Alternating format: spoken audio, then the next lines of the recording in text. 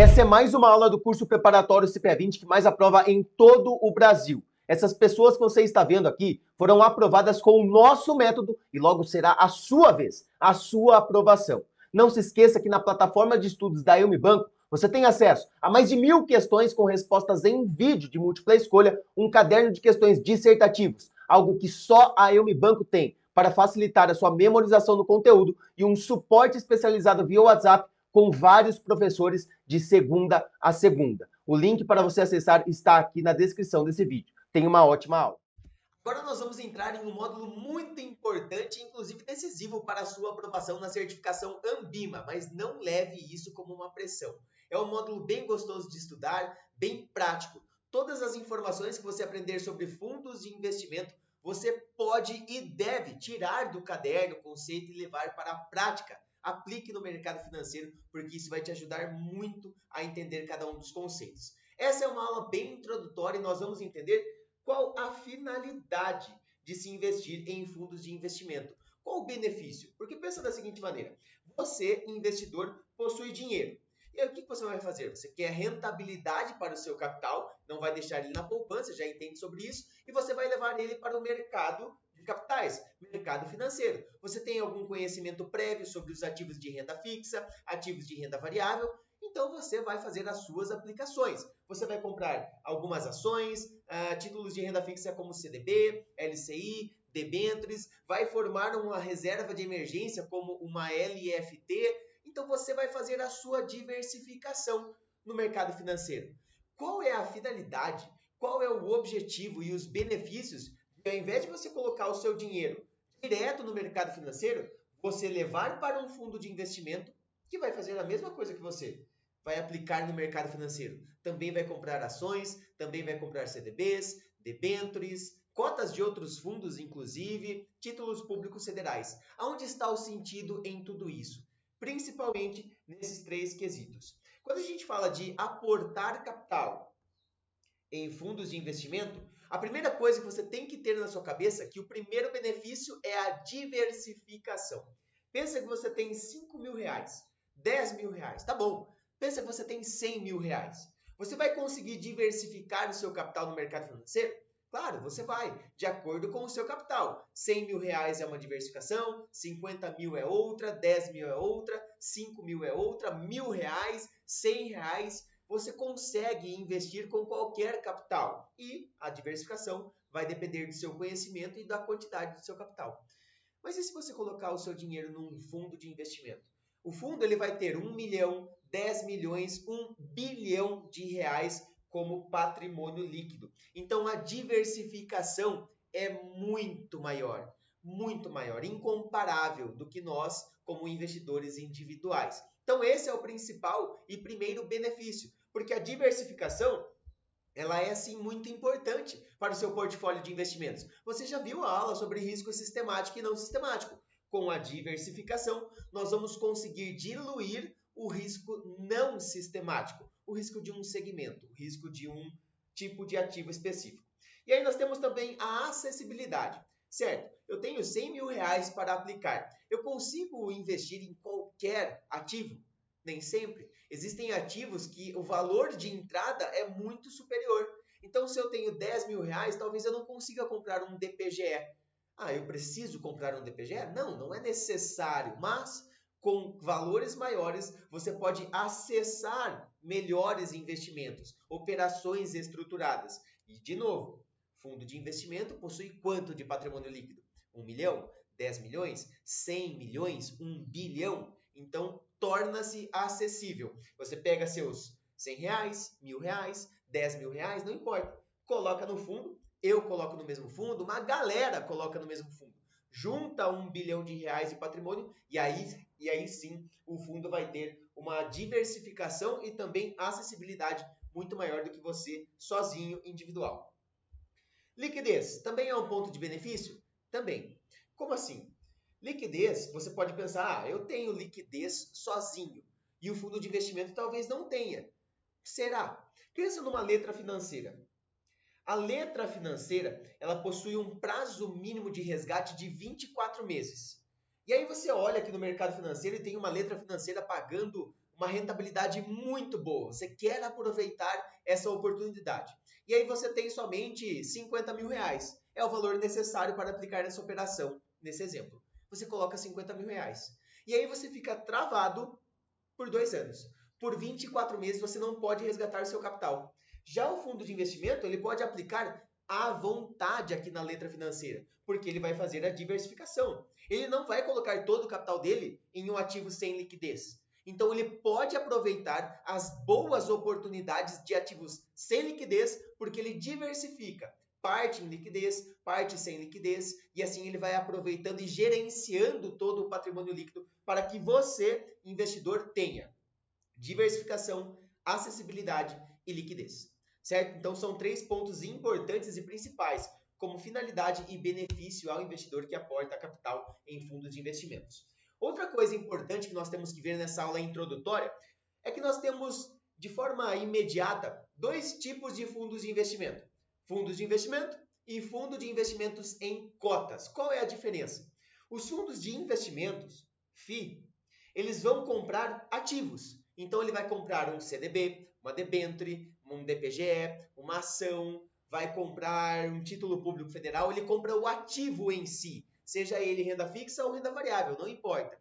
Já o FIC, fundo de investimentos em cotas, vão comprar somente cotas de outros fundos. Sim, isso mesmo, assim como eu tenho aqui nesse exemplo, mais uma vez, da Mais Setor. Agora é a hora principal de você utilizar esse site. Tem só esse? Não, tem vários. Tem outros sites que você pode aproveitar para ver todas as estatísticas, dados, comparar fundos e aprender mais. Sai um pouquinho do caderno, sai um pouquinho da teoria e leva para a prática, que eu tenho certeza que isso vai te ajudar, tá? Certo, então aqui eu tenho um fundo do Bradesco.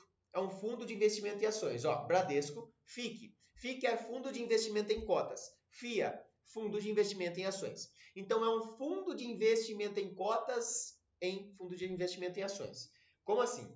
Se eu trazer aqui para baixo, ó, eu vou chegar até aqui a composição da carteira. Então eu tenho acesso a ver todos os ativos que este fundo compra. Só que ele não é um FIC, fundo de investimento em cotas. Então ele não vai comprar ativos, ele vai comprar cotas de outros fundos. E nesse caso, ele compra somente cota de um fundo. Ele só compra a cota do BRAM, Fundo de Investimento em Ações. Agora eu abri exatamente o fundo. Fundo de investimento, certo? Aqui nós temos 5 cotistas apenas. São 5 FICs. Então esse é o principal. Se eu voltar aqui para poder explicar um pouquinho melhor para vocês e escrever, nós vamos ver que o FI, ele vai alocar o capital em ativos.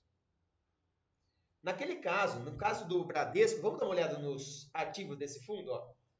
Olha só como já muda a composição da carteira. Então a gente entra aqui.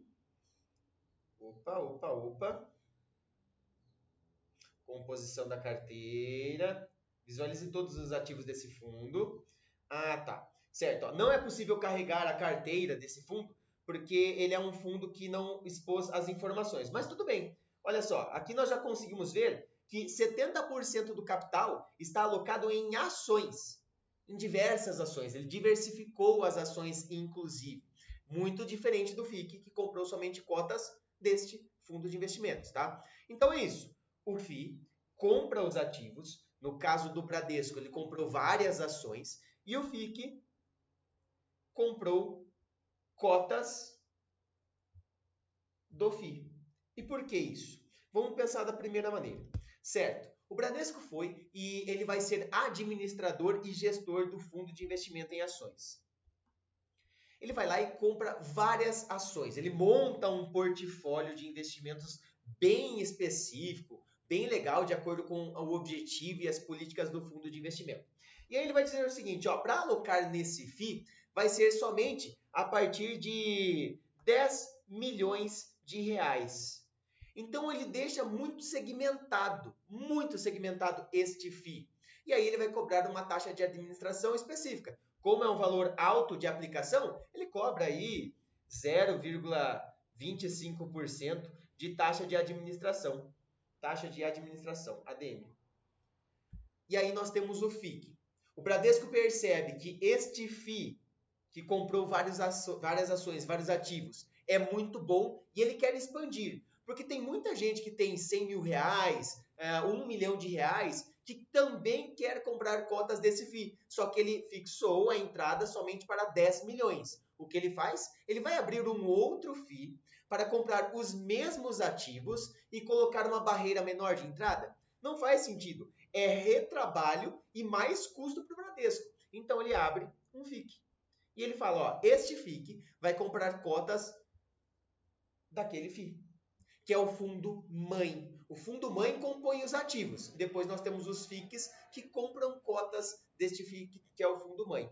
Nesse FIC, eu permito a entrada a partir de 1 milhão de reais, ou seja, uma barreira à entrada menor, certo? Aqui nós já estamos falando de investidores qualificados e não profissionais.